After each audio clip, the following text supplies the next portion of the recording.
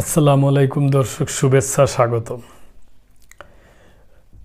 প্রধান উপদেষ্টা যে একটা 16ই ডিসেম্বরের দিন যে একটা জাতির উদ্দেশ্যে দিয়া যে একটা নির্বাচনের মোটামুটি একটা রোডম্যাপ দিছে আর কি, কোনো নির্দিষ্ট কোনো তারিখ উল্লেখ করে নাই। সে উল্লেখ করছিল যে 25 সালে কিংবা 26 সালের প্রথম দিক দিয়া নির্বাচন হবে, এরকম একটা নির্বাচন করার চেষ্টা করবে, এরকম একটা যে ঘোষণা দিছে। সেই ঘোষণায় রাজনৈতিক দলগুলা, বিশেষ করে বিএনপি, একদমই তাদের হইতেছে না আর কি। বিএনপি কোনো মতেই সন্তুষ্ট হইতে পারে নাই। ওই ব্যাপার নিয়ে একটা সংবাদ।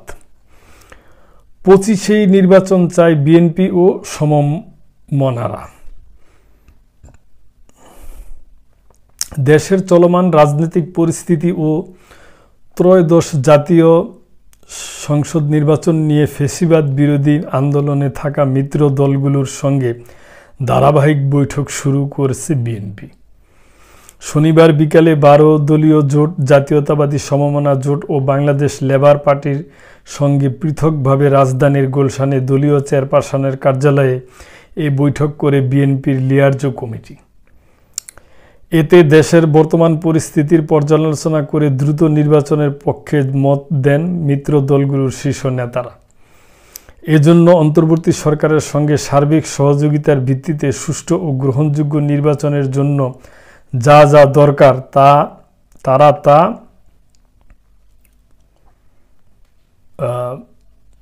করতে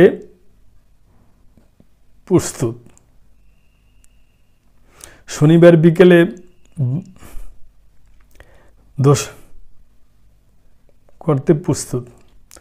আরও জানা যায়, বৈঠকে নির্বাচন নিয়ে প্রধান উপদেষ্টা ও তার প্রেস সচিবের বক্তব্যে পরস্পর বিরোধী উল্লেখ করে এর সমালোচনা করেন তারা বলেন, সরকারের মধ্যেই কোনো সমন্বয় নেই। এতে শুধু রাজনৈতিক অঙ্গনে নয়, সাধারণ মানুষের মধ্যে বিভ্রান্তি সৃষ্টি করেছে। এটা অবশ্য একটা ঠিকই আছে যে আমার মতে অন্তর্বর্তী সরকারের যে কোনো একজন মুখপাত্র থাকা দরকার, যে সরকারের যাবতীয় ঘোষণা তার থেকেই আসবে। ভিতরে সবাই একসাথে আলাপ আলোচনা করে একজনেই ঘোষণা দিব। এতে শুধু রাজনৈতিক অঙ্গনে নয়, সাধারণ মানুষের মধ্যে বিভ্রান্তি সৃষ্টি করেছে। তাই সরকারের মধ্যে অবশ্যই সমন্বয় থাকা উচিত এবং নির্বাচন ইস্যুকে তাদের সর্বোচ্চ প্রাধান্য দেওয়া উচিত। বিএনপি মহাসচিব মির্জা ফখরুল ইসলাম আলমগীরের নেতৃত্বে বৈঠকে উপস্থিত ছিলেন দলের স্থায়ী কমিটির সদস্য নজরুল ইসলাম খান, বেগম সেলিনা রহমান ও ভাইস চেয়ারম্যান আব্দুল আউয়াল মিন্টু। জানা গেছে, বৈঠকে বিএনপির মহাসচিব উপস্থিত জোট নেতাদের উদ্দেশ্যে বলেন, দেশকে নিয়ে দেশি বিদেশি চক্রান্ত থেমে নেই। চক্রান্তকারীরা যে কোনো উপায়ে দেশকে অস্থিতিশীল করার চেষ্টা করছে। এমন সময়ে দায়িত্বশীল রাজনৈতিক দল হিসাবে সবাইকে আরও কুশলী হতে হবে, আরও সংযমী হতে হবে। রাজনৈতিকভাবে বক্তব্য বিবৃতিতে কোনো বিভক্তি আনা যাবে না। এই সরকারকে নির্বাচনের আয়োজনের সময় দিতে হবে। সরকারের সঙ্গে বিভেদ নয়, আলোচনার টেবিলকেই বেশি প্রাধান্য দিতে হবে বলে জানান বিএনপি মহাসচিব। এটা অবশ্য ঠিকই আছে, বিভেদ করলে সমস্যা আরও ঘনীভূত হইব।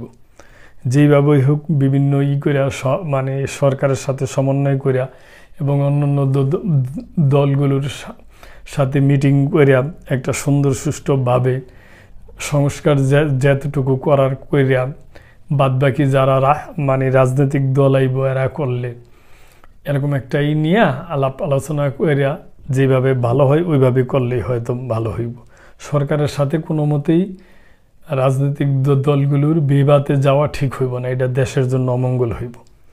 12 দলীয় জোট প্রধান জাতীয় পার্টির চেয়ারপারসন মোস্তফা জামাল হায়দার বলেন, বর্তমানে দেশের উদ্ভূত রাজনৈতিক পরিস্থিতিতে আমাদের আগামী দিনে কর্মসূচি কি হওয়া উচিত সেসব বিষয়ে আমরা নিজেদের মধ্যে কথা বলে সিদ্ধান্ত নিব। এনডিপির ডক্টর ফরিদুজ্জামান ফরহাদের নেতৃত্বে জাতীয়তাবাদী সমমনা জোটে থাকা 11টি দলের শীর্ষ নেতারা উপস্থিত ছিলেন। এছাড়াও মুস্তাফিজুর রহমান ইরানের নেতৃত্বে বাংলাদেশ লেবার পার্টির নেতারা বিএনপির লিয়াজু কমিটির সঙ্গে বৈঠকে অংশ নেন। জানা গেছে 2-1 দিনের মধ্যে অন্যান্য সমমনা দলগুলোর সঙ্গে ধারাবাহিক বৈঠক করবে বিএনপি। তো দর্শক, ঠিকই আছে, এইভাবে বৈঠক করে মিটিং করে যেভাবে হোক মানে সরকারের সাথে আলাপ আলোচনা করে আগামী দিনে যেভাবে একটা ভালো নির্বাচন হয় এবং নির্বাচন পরবর্তী যেই গভর্নমেন্ট আসে সেই গভর্নমেন্ট ঠিকভাবে আবার পরবর্তী নির্বাচনী সময়ে যেন কোনো ধরনের না হয়, অনিয়ম না হয়, এগুলা করে দেশটাকে সামনের দিকে এগিয়ে নিয়ে যাক, এটাই আমরা চাই। তো দর্শক, ভালো থাকবেন। আজকে এই পর্যন্তই। আসসালামু আলাইকুম।